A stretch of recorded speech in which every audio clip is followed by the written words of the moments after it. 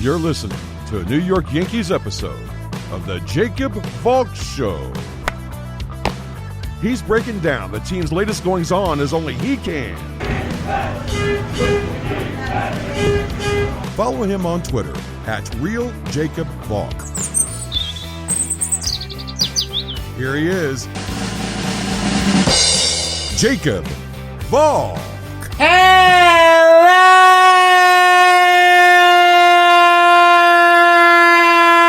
Yankees fans! Welcome to another Yankees episode here on the Jacob Valk Show. I am Jacob Valk, and after dropping 2 out of 3 against the Blue Jays early last week, the Yankees seem to have found their groove against the Orioles. The Orioles were nipping at their heels for one of the final wildcard spots, but the Yankees wouldn't let them get it. They swept the Orioles. In fact, they did more than that. They eviscerated the Orioles. The Orioles only had 3 runs this whole series. To put that in perspective, the Yankees had 21. Garrett Cole with another complete game. He didn't give up a home run in this start. Thank God. Tanaka pitched 5 innings of really good baseball. Jordan Montgomery pitched well on Saturday. And the bullpen came in and shut the door. The bullpen needed to pitch 4 1/3. They only gave up 1 hit. Green, Britton, Chapman, and Holder were all great. And then yesterday, Jay Happ pitches great. Another great game from the bullpen. 4 innings of shutout baseball. Only 1 hit. Ottavino, Holder, Green, Britton, Chapman. And to make matters even better, Miguel Andujar is coming around. This month, he's really been producing. He started the month with a healthy 129 average. That average is now 242. I understand it's still not great, but that's an over 100-point increase in the span of 2 weeks. That's impressive. The on-base percentage has gone up, if you care about that. The slugging percentage has gone up, if you care about that. I don't care about slugging percentage. On-base percentage, I look at a little bit, but I don't look at it as much as I look at average. Clint Frazier's still swinging the bat well. The Yankees are going to have some tough decisions to make. Once everyone comes back, Judge, Stanton, and Urshela, and the Urshela decision's going to come pretty quickly. Because according to Brian Hoke of MLB.com, the Yankees could activate Urshela tomorrow. So where does that leave Andujar? You're going to have to DH him. That's all well and good for now, but when Judge and Stanton come back, that's not going to work. It seems like the Yankees are going to make the playoffs. They're 4.5 games up on the Mariners for that final wild card spot. They're tied with the Indians right now, for whatever it's worth, are the Yankees. So the Yankees are going to need to start thinking about what they're going to do with their playoff roster. Fortunately, this year there are 2 extra roster spots. So everyone who should make the team is going to make the team. But there are still only 9 spots in the lineup. You've got to find a way to put everyone in who's producing. If that means benching guys like Gardner, Hicks, and Tauchman, I'm all for that. As much as I'm not sold on Clint Frazier as a future piece of the Yankees, I'm willing to acknowledge that what he's doing this year is impressive. The guy's earned a spot.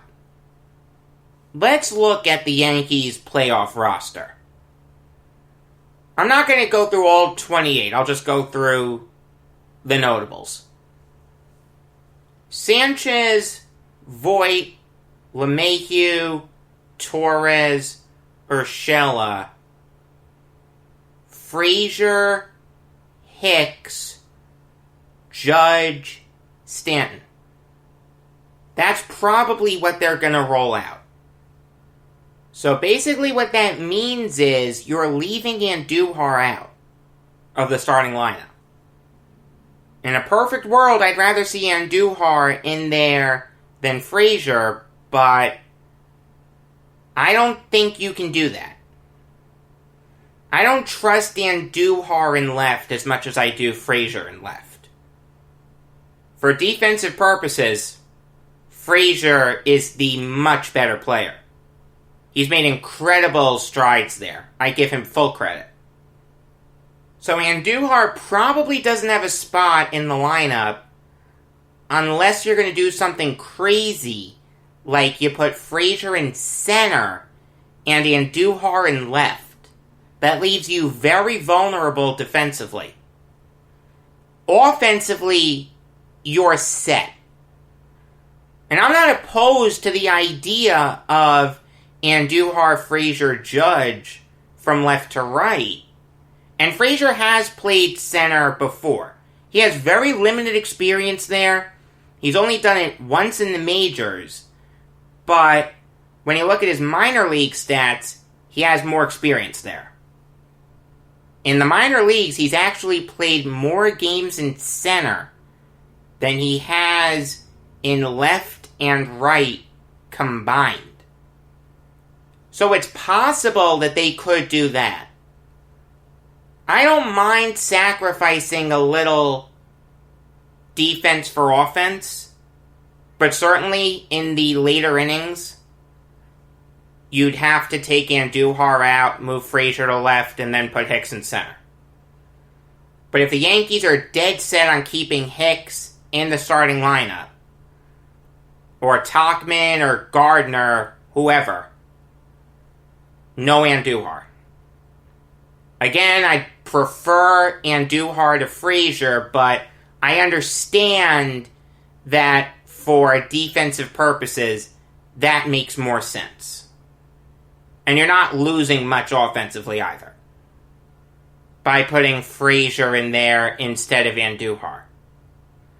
The rotation is where things get a little interesting.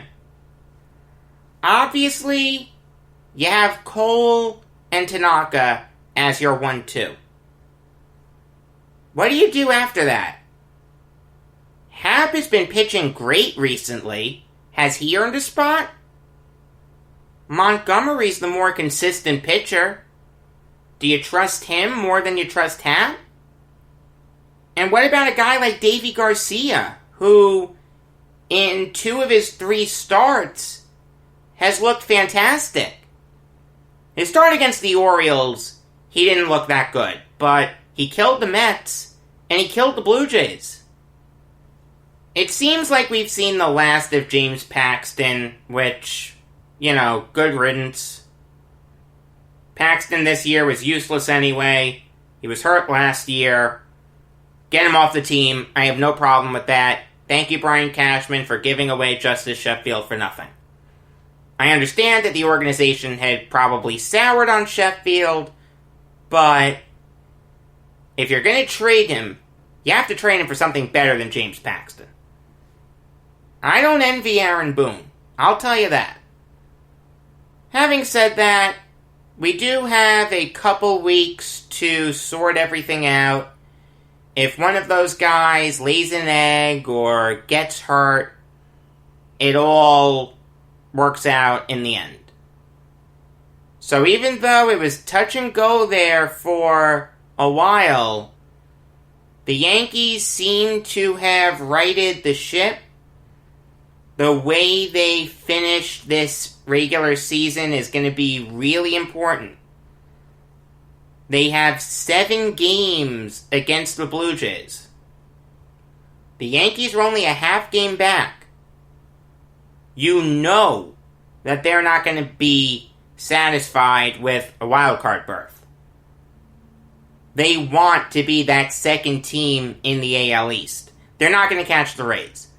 But they don't want to have to worry about teams like the Indians and the Mariners and teams like that. They just want to worry about the Blue Jays. It's much easier to worry about one team than it is multiple teams. The Yankees need to win that series. They really need to take at least 5 out of those 7. They're going to beat Boston because Boston is terrible. And the Marlins may give them some trouble, because the Marlins are playing great right now. They're second in the NL East. So season ends today. They're in the playoffs. In summation, the Yankees are making the playoffs, even though they made us sweat for a little bit. I think we can say that with confidence. They still have a chance to be the second best team in the AL East. They just have to win at least 5 of the 7 games against the Blue Jays that they have left. And they have a fantastic problem. They have a ton of depth and not enough spots in the lineup to make it work. Injuries and cold streaks usually take care of that, but if none of those things happen, Aaron Boone is going to have his work cut out for him. And just for whatever it's worth, regardless of what happens, I want Aaron Boone back. It's not because I'm a big Boone fan or anything. I don't hate him. I don't love him. I have no problem with him. It's really unfair to evaluate a guy based on this season. Even the most ardent Gary Sanchez hater would grant you that in a real season, he wouldn't hit 127. So I really can't evaluate Boone on what he does this year.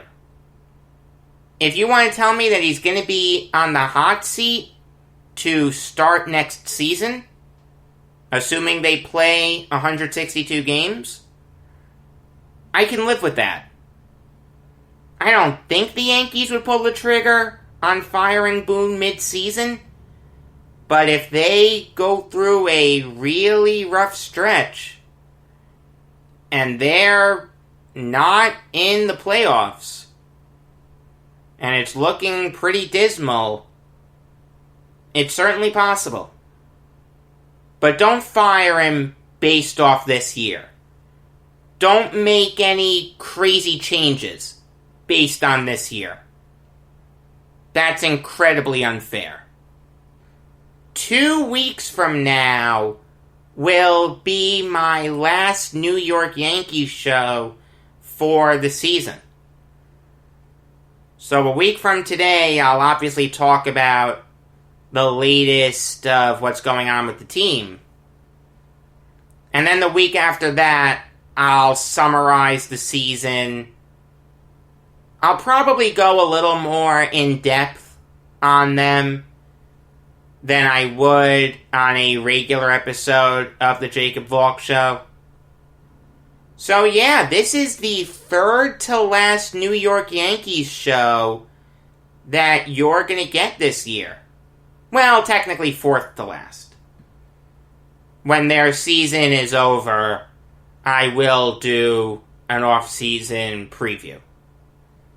As you know, you get a regular episode of the Jacob Valk Show every weekday afternoon. And since the Jets are playing, I will do instant Jets reactions. You got one after they lost to the Bills. You'll get one after the Niners game, the Colts game, etc., etc. Until next time, I am Jacob Valk saying, let's be serious. How many clubs call for Kurt Bavakwa?